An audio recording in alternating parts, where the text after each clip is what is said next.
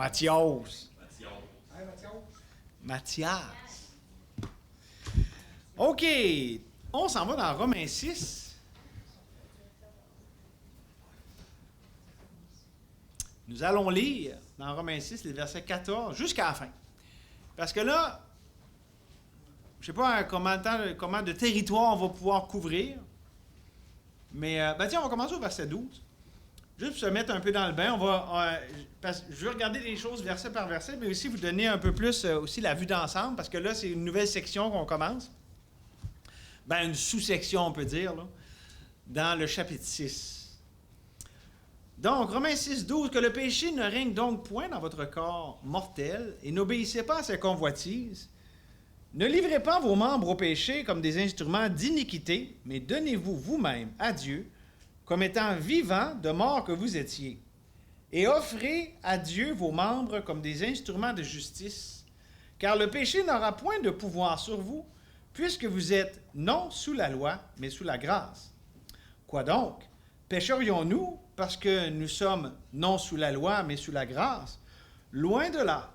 Ne savez-vous pas qu'en vous livrant à quelqu'un comme esclave pour lui obéir, vous êtes esclave de celui à qui vous obéissez, soit du péché qui conduit à la mort, soit de l'obéissance qui conduit à la justice. Mais grâce soit rendue à Dieu, de ce qu'après avoir été esclave du péché, vous avez obéi de cœur à la règle de doctrine dans laquelle vous avez été instruits. Ayant été affranchis du péché, vous êtes maintenant devenus esclaves de la justice. Je parle à la manière des hommes à cause de la faiblesse de votre chair, de même que vous avez livré vos membres comme esclaves de l'impureté, à l'impureté et à l'iniquité, pour arriver à l'iniquité. Ainsi maintenant, livrez vos membres comme esclaves à la justice pour arriver à la sainteté. Car comme lorsque vous étiez esclaves du péché, vous étiez libres à l'égard de la justice, quels fruits portiez-vous alors?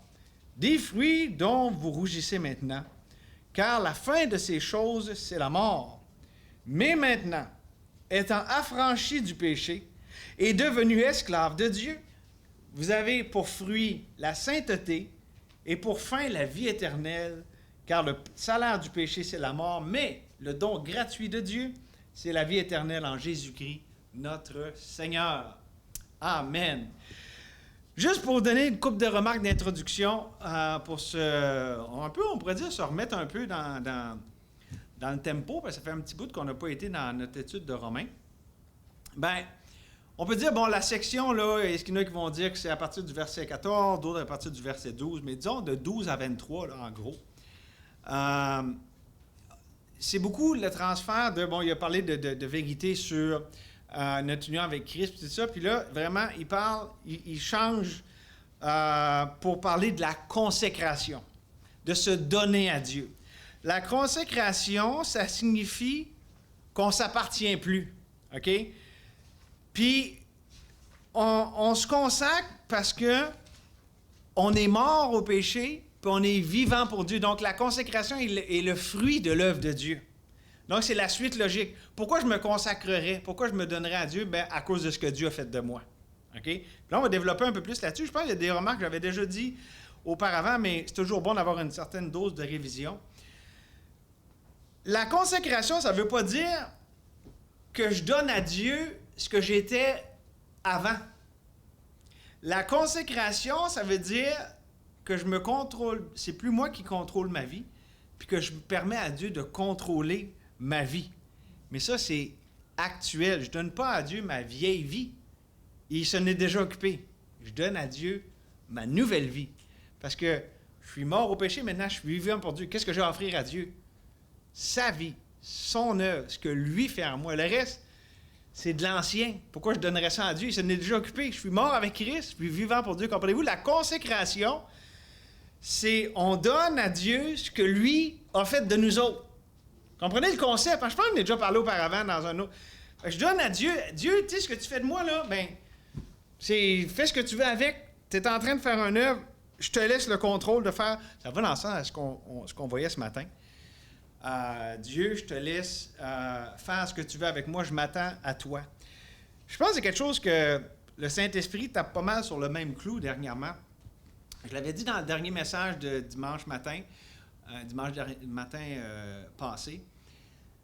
Puis bon, un matin, je ne l'ai peut-être pas dit dans ces mots-là, mais vous vous rappelez, je vous avais dit que le Seigneur, il met l'emphase beaucoup sur qu'est-ce qui me contrôle ou qui me contrôle. Et dans le fond, pensez-y, la vie chrétienne, c'est ça. On parlait ce matin de dépendre de Dieu. C'est quoi dépendre de Dieu? C'est lui laisser le contrôle. Bien, c'est ça, la consécration, il faut penser en ces termes-là.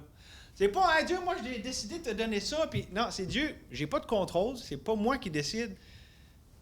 Je te donne ce que déjà il est à toi, puis ce que tu es en train de faire. Donc, j'ai pas de volonté propre à moi-même. Et la meilleure et littéralement parfaite illustration de ça, c'est Jésus-Christ lui-même. C'est toute la beauté de ce qu'on apprend avec ce qu'on appelle là, un gros mot compliqué qui fait que j'ai de l'air smart en avant, là, la kénose. Que Jésus, s'est dépouillé lui-même. Jésus, là, il l'a dit, je fais rien de ma propre volonté. Les paroles que je vous dis, ce pas les miennes. Il disait tout ce qu'il avait entendu du Père, tout ce qu'il voyait faire au Père, il le faisait de même. C'était une dépendance totale, OK? Mais Dieu nous appelle à vivre une même vie de dépendance totale à Dieu. Non pas ma volonté, mais la tienne, OK? Fait que c'est le même pattern, OK? Quelqu'un va dire, « Ah, mais c'est pas juste Jésus, lui, c'est Dieu, puis nous... » Non, Jésus, il a mis de côté certains attributs qui le forçaient à dépendre. Par exemple, ça, c'est avec Yves que je parlais de ça. Jésus, avais-tu vraiment besoin de prier? Je veux dire, c'est Dieu, pas besoin de prier. Oui, oui, il avait vraiment besoin de prier parce que il était en position de dépendance. Il devait prier parce qu'il exprimait comme ça sa dépendance à Dieu, puis il s'appuyait sur lui en toutes choses. C'est pour ça qu'avant des grandes décisions, je ne sais pas si vous avez vu dans les évangiles, là, dernièrement, je ne sais pas si vous aviez remarqué auparavant, mais Jésus, avant des grands temps décisifs de sa vie, il passait des nuits dans la prière au complet. Avant de choisir ses disciples, le sermon sur la montagne, en tout cas, je ne me rappelle plus toutes les instances, mais avant des moments critiques de sa vie. Évidemment, on dit avant la croix, là, mais même dans d'autres moments avant ça, il priait. Il était avec son Père en communion, puis il vivait cette dépendance-là totalement. OK? Puis quand on l'a vu ce matin, tout ça, c'est beau. C'est bon que Dieu ait fait ça de même, que lui veut contrôler, puis c'est une bonne chose. Pourquoi? Parce que Dieu, puisqu'il est bon, puisqu'il est amour, quand il contrôle, tout va bien. Ça ne peut pas aller mal. Parce qu'il est bon, parce qu'il nous aime. Fait que quand il contrôle, on peut vraiment être sans souci. Moi, je vous dis, c'est tellement révolutionnaire, ce concept-là. C'est reposant. J'ai donné une illustration ce matin avec l'année 2022, mais même encore, tu sais, quand je vois du monde, puis il y a des affaires, mettons, que... tu sais, dans nos vies, il y a des affaires, des décisions à prendre, des choses qu'il faut qu'on fasse confiance à Dieu, des choses qu'on a peur ou peu importe. Ben, j'ai pas à me stresser de, ben là, il faut bien que tu le fasses, là, parce que là, ça fait dur de pas faire ça, là, quand tu fais pas ça, mais ça va pas bien dans ta vie, là. Puis là, tu sais, de tout comme, devenir tout agité. Oui, OK, c'est vrai. C'est quelque chose qu'il faut que tu t'occupes. Mais le fardeau de « il faut que tu t'occupes » et tout ça, ça repose plus sur mes épaules puis tout ça. Pourquoi? Parce que ma confiance est en Dieu. Moi, j'ai fait le bout que j'ai à faire. Je prêche la parole, en toute occasion favorable ou non. Je reprends, censure, exhorte avec toute douceur, en instruisant. Mais c'est qui fait le travail? C'est qui amène la personne au point qu'elle doit être rendue? C'est Dieu. Fait que moi, je m'en vais avec ça, puis il n'y a pas de souci, là. Puis c'est vrai pour nous autres, dans nos couples, dans nos familles, dans l'Église. Puis c'est une bonne chose. Juste pour donner une illustration. Parce que là, on parle de Romains 6. Qu'est-ce que ça veut dire, ça, dans la vie? Qu'est-ce que ça mange en hiver, un Romains 6? Ben, tu sais, l'œuvre que Dieu fait dans notre Église, puis qu'on se réjouit qu'il fait, là, ben, on est en train de vivre cette consécration-là. Fait que finalement, Dieu, on est en train de nous enseigner, tout le monde, en tant que corps, en tant qu'individu, en tant que croyant. Il est en train de nous dire, tu sais ce que je fais là, dans ta vie, là? Ben, laisse-moi-en le contrôle. Puis, tu sais, on voit ça, moi je le vois dans nos relations interpersonnelles les uns avec les autres. Par exemple, tu sais, puis j'ai réfléchi pas mal sur ça ces derniers temps. Je pense que ça, de plus en plus, travaille à nous libérer, à briser par la loi de l'esprit de vie en Jésus-Christ, nous affranchit de la loi de la peur, du péché puis de la mort, mais la puissance de la peur. Avez-vous déjà pensé comment c'est puissant la peur dans la vie de quelqu'un? Bien, dans la vie d'une église, là, c'est incroyable. La peur, là, ça peut... Tu sais, pourquoi je serais vrai? J'ai peur de ce que les autres vont dire. Puis souvent, on a raison, parce qu'on a été... tu sais, chat échaudé craint l'eau froide. Des fois, on a voulu être vrai, puis oups, ça nous a servi contre nous autres, puis tout ça. Bien, c'est quoi la consécration? C'est Dieu qui nous enseigne. Non, non, vu que je fais une œuvre, là, tu as la liberté, là, d'être vrai, là. Tu as la liberté, là, de ne pas être rendu à la même place que l'autre. Tu as la liberté d'avoir de la misère, puis de le partager avec quelqu'un. Pourquoi? Parce que la consécration, c'est pas juste cette liberté-là, c'est aussi l'autre.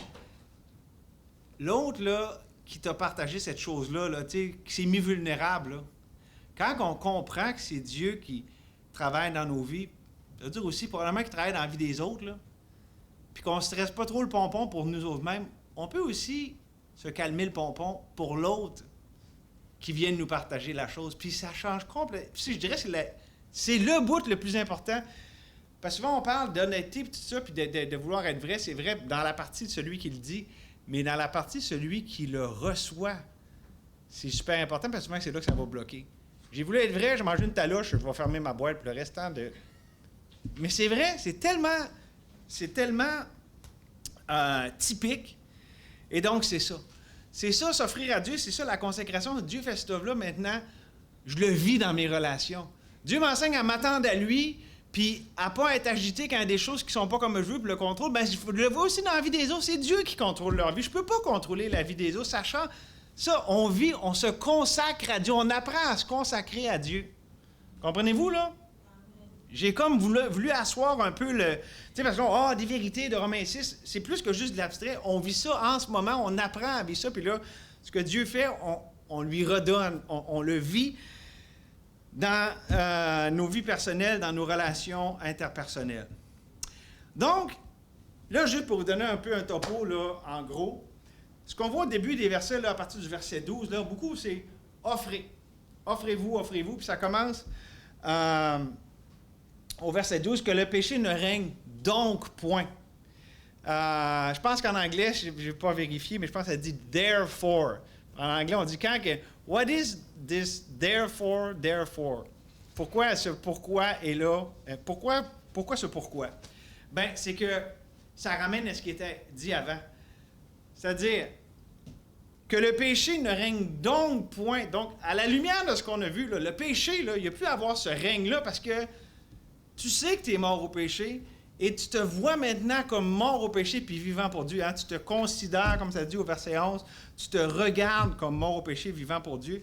Donc, s'offrir comme ça, c'est le fruit de ce qu'on croit sur ce que Dieu a fait de nous autres. Et donc, c'est beaucoup ce qui revient. Donc, à partir du verset 12, là, c'est toute cette notion-là de s'offrir à Dieu, se donner, OK? Ou pour le mettre dans des mots qui sont plus loin, là, dans le chapitre 12, offrir nos corps en sacrifice vivant, saint et agréable à Dieu, c'est notre culte raisonnable. OK? Fait qu'on est déjà là dans ces éléments-là, dans le chapitre 6. Puis là, il y a une notion qui est amenée, qui n'était pas là avant, la notion de l'esclavage. Puis là, ça parle d'esclavage à Dieu ou au péché. Et donc, là, ça parle de se livrer à un et de se livrer à l'autre. L'idée de l'esclavage, c'est celui à qui tu te donnes, à qui tu laisses le contrôle. Alors, vient notre idée de contrôle. Être esclave, c'est celui à qui je vais donner le contrôle. Être esclave du péché, c'est le péché qui me contrôle. Être esclave de Dieu, c'est Dieu qui me contrôle. Puis là, il y a des résultats à ça. Puis ça, c'est les fruits. C'est pour ça que ça dit, avant, vous étiez sous le contrôle du péché, vous étiez esclave du péché, bien, vous rougissez des fruits que ça donnait. Maintenant, vous êtes esclave de Dieu, ça a pour fruit la sainteté. Des choses, tu sais, des choses qui sont bonnes, qui glorifient Dieu, la sainteté qui montre que vous êtes à part, que vous êtes plus de ce monde. Vous avez quelque chose de distinct. Vous avez la marque de Dieu sur votre vie. OK? Donc, c'est ça toute la logique du passage. Donc, on avance tranquillement avec ça. Juste un petit point, puis je veux revenir là-dessus. J'avais amené des notions de ça peut-être auparavant. Des fois, ça se recoupe des choses quand on voit certains enseignements. J'ai parlé déjà de c'est quoi qu'on présente à Dieu. On présente l'homme nouveau. On présente ce que Dieu a fait de nous autres, OK? Autrement dit, c'est plus moi qui vis, c'est Christ qui vit en moi. Donc, je présente Christ, c'est ça ma consécration. Mais, qu'est-ce qui se passe quand je m'offre à Dieu? Je vais faire une petite pause là-dessus. Ça, c'est fun, là. Quand tu t'offres à Dieu, là, tout se met à bien aller, puis là, c'est le vrai évangile de la prospérité. Tu n'as plus de problème dans ta vie, les enfants ne sont plus jamais tannants, les collègues de travail, c'est des anges. Notre mari, notre épouse, je vous dis, là, c'était rendu un monde de licorne quand on s'offre à Dieu. Non, en fait, c'est probablement pas mal le contraire. Je vais vous donner des petites illustrations ici. Puis c'est celle-là que, ça se peut que je l'ai déjà donné, l'illustration, mais c'est pas grave. Qu'est-ce qui est arrivé quand le petit gars, en Galilée, tu sais, on apprend la multiplication des pains, là. Il y en a une qu'on apprend, c'est un petit gars qui avait son lunch, dans le fond, qui a partagé. Donc, il l'a donné à Jésus, il l'a consacré. Puis qu'est-ce que Jésus a fait? Il a béni plein de monde, mais il l'a rompu, il l'a brisé. Il y a une image là-dedans. Quand on se donne à Dieu, Dieu va briser. Vous avez remarqué, des fois, tu es là, puis tu es tout motivé, tu veux te donner à Dieu. Puis là, je bouge. Puis là, je vais faire ce que je vais faire là-bas. Non, OK. Non, c'est parce que je me suis rendu compte en bougeant, lui, il s'est levé tout de suite. Quand on se donne à Dieu, c'est là que ça se met à aller mal. En fait, c'est pas parce que ça va mal. C'est Dieu qui nous enseigne à le laisser contrôler. Parce que nous, on est habitués, c'est quoi? Dans notre temps, c'est quoi ça va bien? C'est quand on contrôle, quand tout est sous contrôle, on sait comment ça va arriver. En fait, ça arrive, c'est pas vraiment vrai non plus, mais disons que c'est dans le meilleur pour nous autres. C'est la zone de confort, on est habitué. Puis là, pouf, on s'offre à Dieu, puis là, pouf, tout dégringole, il n'y a plus rien qui marche. Puis moi, j'ai déjà, littéralement, là, j'ai déjà vu des gens qui ont dit, ben là, c'est ça, se donner à Dieu, puis là, ils lancent la serviette, ils sont découragés. C'est malheureux parce que il y avait là toute la leçon, il y avait là toute la vie. C'est là que ça se passait, puis au moment où ils étaient rendus, tu sais, ils attendaient le rendez-vous, l'autobus qui passe, puis vu qu'ils n'arrivaient pas, ils sont partis de l'autre bord. Mais tu sais, le Seigneur s'en venait, c'était là, la table était mise, mais... Puis c'est ça, justement, quand on s'offre à Dieu, il brise nos plans, il brise nos ambitions, ce que nous, on voulait. Puis là, on dit, ben, c'est un échec. Il n'y a rien de pire qu'avoir du succès dans ce qui ne compte pas pour Dieu. Fait que quand Dieu brise ce qu'on lui offre, c'est parce qu'il dit, ça, c'est pas bon pour moi. Voici ce que moi, je veux faire. Une autre illustration de ça. Le petit gars, lui, s'est fait briser son lunch. OK? Bon, c'est une illustration, là, je veux dire, partez pas une grosse doctrine là-dessus, là, c'est juste une image, là, mais une image beaucoup plus forte. Puis là, ici, l'interprétation est beaucoup plus solide. C'est pas juste une illustration, ici, c'est une interprétation. Quand Jésus parle du Père qui est le vigneron, il est la vigne, nous sommes les branches. Il parle du Père qui émonde. Vous savez, c'est quoi émonder? Émonder, c'est couper les branches qui ne portent pas du fruit. Je ne sais pas si vous avez déjà vu ça. Nous, on avait un pommier, là, puis à un moment donné, au printemps, là, un peu avant ce temps-ci de l'année, il y a des branches, là, ça a un nom, là. Ça pousse tout douette, là. Une espèce de branche, là, qui... Tu sais, comment? Ça pousse en orgueil. Ouais. Ça pousse de même, puis ça, là, je veux dire, ça fait juste tirer du jus. Dans le fond, ça prend de la sève, puis ça, ben, quand tu t'occupes d'un arbre, ben, tu coupes ces affaires-là parce que ça va pas porter de fruits. Souvent, tu as déjà des branches qui fleurissent quand c'est le temps de la floraison, puis ils vont avoir des pommes, puis tout ça. Mais pas ceux-là, tu sais. Puis quand on s'offre à Dieu, « Hey, Dieu, voici, là, ben Dieu dit, OK, hey, je suis content que tu t'offres, mais ça va pas porter de fruits, ça. Merci, là, mais pas besoin. » Comprenez-vous? Ça, c'est Dieu qui émonde. Ça, tu as une bonne intention, tu veux bien faire de quoi avec ça, mais ça ne va pas porter du fruit. Là. Fait qu'on ne va pas perdre de temps avec ça, on coupe ça. Puis, ça, c'est la partie douloureuse de la consécration. Il ne faut pas se faire des illusions. Quand on se consacre à Dieu, ça va arriver. C'est pas « ça va-tu arriver », ça va arriver. Puis c'est bon que ça arrive, parce que c'est comme ça que Dieu est glorifié, hein, qu'on porte du fruit à sa gloire. On ne veut pas porter du fruit à notre gloire, on fait des affaires, puis finalement, on est déçu, on a tout mis cette énergie-là, puis ça n'a rien donné. Fait que Dieu, dans sa bonté, quand on s'offre à lui, il fait cet émondage-là. Puis, tu sais, parce qu'on dit, on offre à Dieu ce qui est de lui, mais des fois, dans l'offre, là, il y a un peu du mélange, là, il y a du nous là-dedans, mais Dieu fait le mélange de ça pour finalement qu'on offre ce qui va porter du fruit, ce qui est de lui, Puis ça va le glorifier. OK? Donc, c'est ça. Ça sert à rien de protester, de regimber contre les voies de Dieu. On a simplement à rester là, dans le calme, la confiance. Et dans le calme et la confiance sera votre force.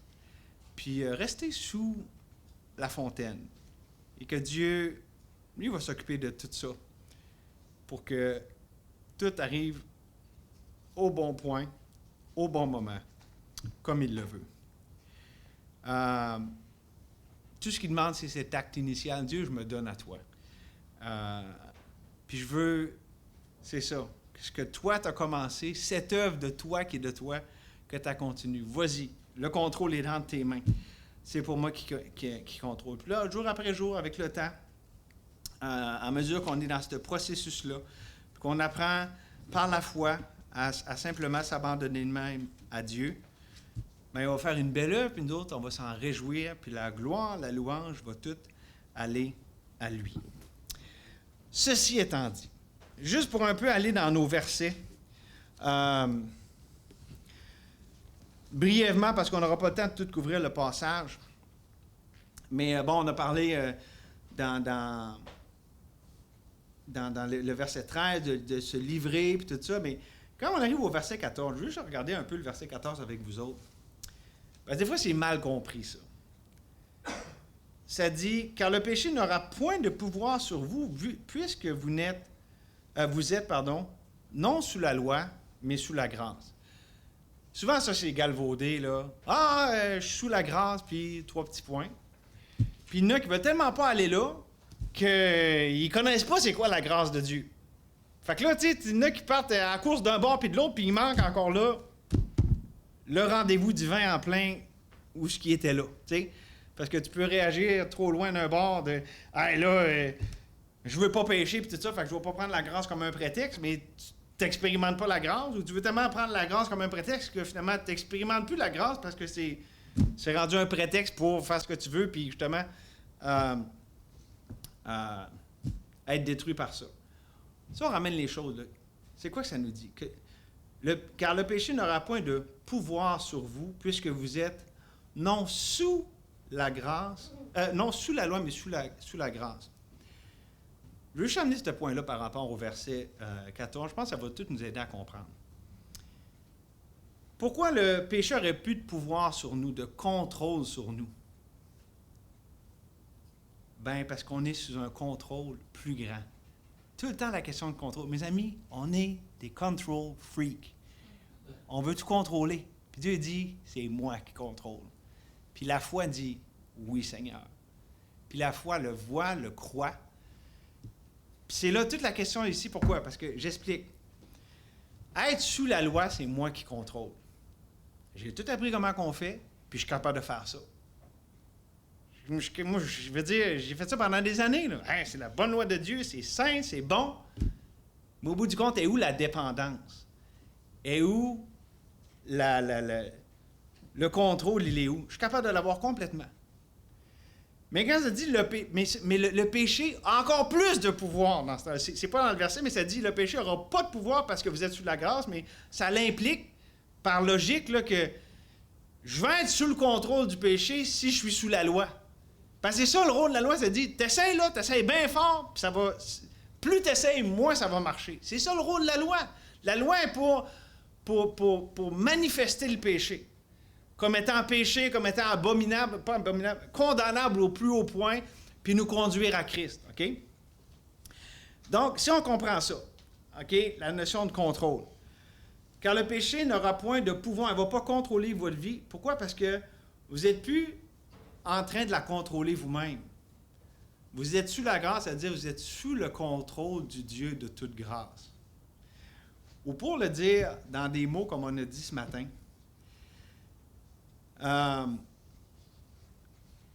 le péché n'aura point de pouvoir sur vous puisque vous êtes non sous la loi, mais sous la grâce. Ou quand on comprend comme il faut ici l'idée, là, être sous la grâce, c'est être sous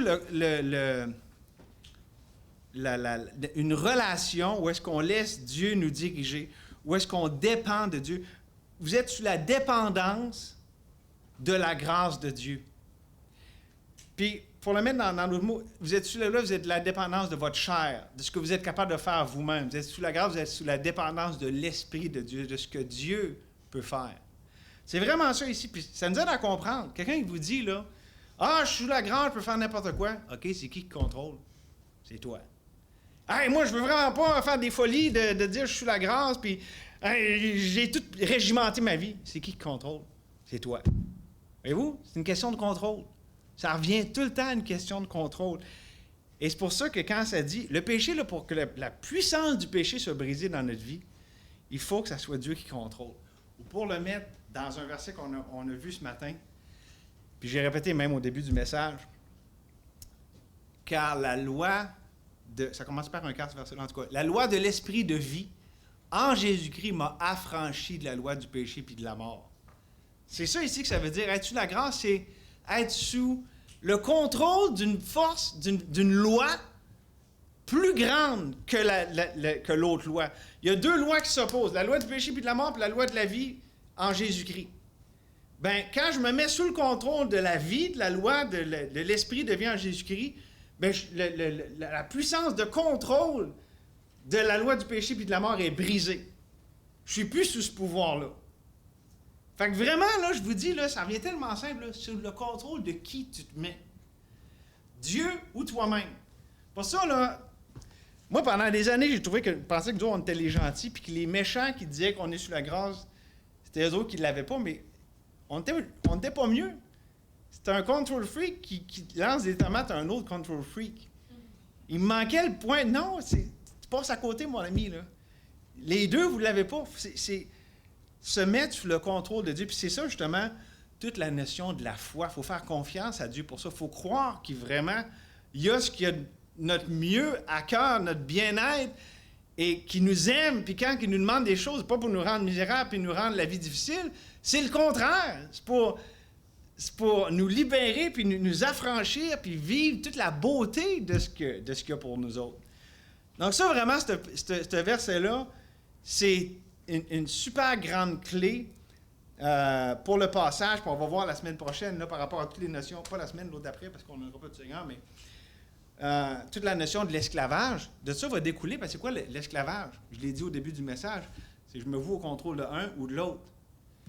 Puis ça va selon vraiment ce qui est énoncé dans le verset 14. Me mettre sous l'esclavage, sous le contrôle de la grâce, c'est ça la clé pour la délivrance du péché. C'est ça qui va faire vraiment la différence.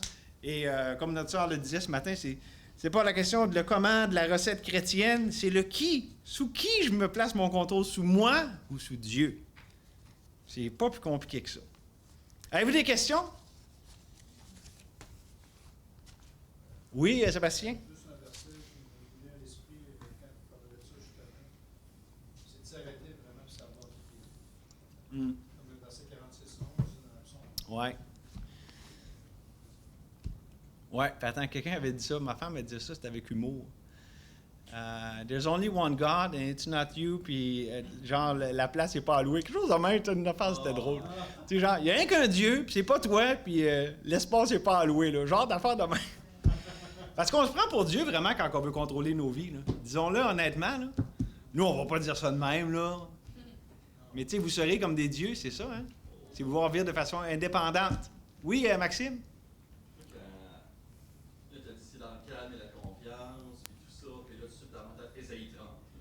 Ouais, puis là, tu vas nous sortir le gros contexte, là. Ah, ouais. C'est sûr que je vais faire ça, là. Mais tu sais, c'est exactement dans le contexte de ce que vous dites que c'est qu'il dit dans Ésaïe 30. De se mettre sous le contrôle de l'Éternel. Ben, plus que ça, même. Tu sais, au début, là, c'était un long chapitre. Je cligne des yeux quand je t'écoute, excuse. Moi aussi, je cligne des yeux, là. Tu sais, au début, c'est pendant, je sais pas, 10-15 versets, là, l'alliance avec l'Égypte, là. C'est malheur aux enfants rebelles qui prennent des résolutions sans moi, sans ma volonté, tout ça. Puis, tu sais,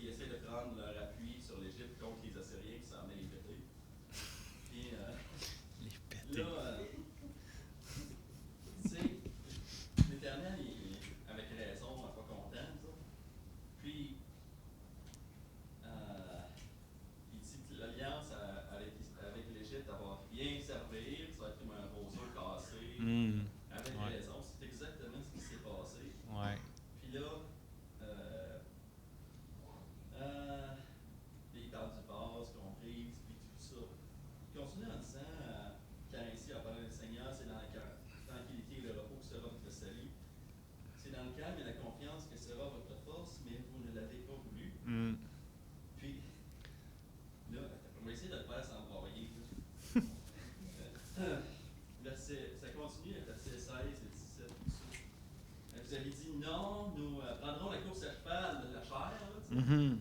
On va prendre la course à cheval, là, ils vont s'en tenir. C'est pourquoi vous fuirez à la course. Non, on va monter des coursiers légers, des chevaux bien rapides. C'est pourquoi ceux qui poursuivront seront légers. 1000 fuiront à la menace d'un seul, et à la menace de 5, vous fuirez jusqu'à ce que vous restiez comme un signal au sommet de la montagne, comme un étendard sur la colline. Là, par la chair, là, vous allez tout péter. Là. Puis, il n'y a personne qui va s'en sortir par la chair. Puis là, ça change de ton complètement en un verset. Puis là, c'est l'Éternel qui intervient. Puis ça, c'est la vie par la foi. C'est, je pense, une fois qu'il a humilié son peuple, cependant, l'Éternel désire vous faire grâce. Ouais. Excusez.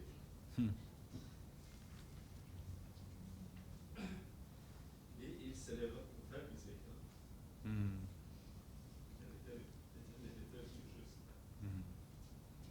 Ceux qui espèrent en lui. Amen. C'est quoi ça? Oui, peuple de Sion, habitant de Jérusalem, tu pleuras plus. Il te fera grâce quand tu crieras, dès qu'il t'aura entendu, il t'exaucera. Le Seigneur te donnera du pain dans l'angoisse et de l'eau dans la détresse. Ceux qui t'instruisent ne se cacheront plus, mais tes yeux verront ceux qui t'instruisent. Et ça, c'est conduit par l'Esprit. Tes oreilles entendront derrière toi la voix qui dira, voici le chemin de Jésus. Amen. Fait que tu sais, la voie par la chair, ça va toujours nous mener vers prendre pour appui des choses suivies comme l'Égypte. Puis, par l'Esprit, on voit tout d'un coup l'Éternel qui veut nous faire grâce. Puis, ça finissait vous tiendrez pour souiller l'argent qui recouvre aux idoles, et l'or dont elles sont revêtues. Tu en disperseras les débris comme une impureté. Or, d'ici, leur diras-tu, tu sais, l'esprit, c'est le travail de l'esprit, par la chair, les autres qui auraient soit confié en eux ou même acheter des choses. On va se faire des armes, etc. On va acheter des guns, pas trop. Là. Mais l'esprit, c'est non. On s'est souillé, on ne peut rien savoir de tout ce qu'on a pris pour appui auparavant. Amen. C'est un bon... dans le fond, c'est comme résumé de ce que... Dans le fond, c'est un événement historique, mais on dirait aussi historique dans la vie de beaucoup. C'est beaucoup l'œuvre de ce que le Seigneur a fait dans nos vies, justement. Oui, c'est ça. Il y a un parallèle à faire avec, Amen. Yes. Ben, savez-vous ce que je pense de tout ça? C'est un bon temps pour en parler à Dieu. Mon frère a dit, pourquoi on ne prie pas? Ben oui, pourquoi on ne prie pas? Fait que là, on a parlé. Ben là, on va parler à Dieu. Seigneur, je te remercie parce que tu es tellement bon. Puis comme notre frère vient de nous l'expliquer, Seigneur, on a vu des choses dans le Nouveau Testament, mais Seigneur, le pattern, tout était là aussi dans l'Ancien avec ce prophète bien-aimé. Et même chose, vraiment l'idée de contrôle, puis de qui dirige. Au bout du compte, c'est vraiment simple. Et aussi, les fruits sont là. Le fruit de s'appuyer sur l'Égypte, sur la chair, c'est la mort, mais le fruit de s'appuyer sur toi, c'est la grâce, la paix, la joie. Merci pour ça, Seigneur. On veut avancer dans cette voie. Merci que tu nous protèges de nous-mêmes. Continue, Seigneur, parce que tu le vois, on est souvent là à comprendre. Et Seigneur, merci pour ta patience et ta grâce. Lâche-nous pas, Seigneur. Continue d'être si fidèle envers nous autres, à nous prendre par la main puis nous enseigner tes voies. Seigneur, on s'attend à toi. Maintenant, ton peuple qui est uni ici, on veut te prier. On veut prendre le temps, Seigneur, de t'invoquer. Dirige-nous, Seigneur, au nom de Jésus. Amen.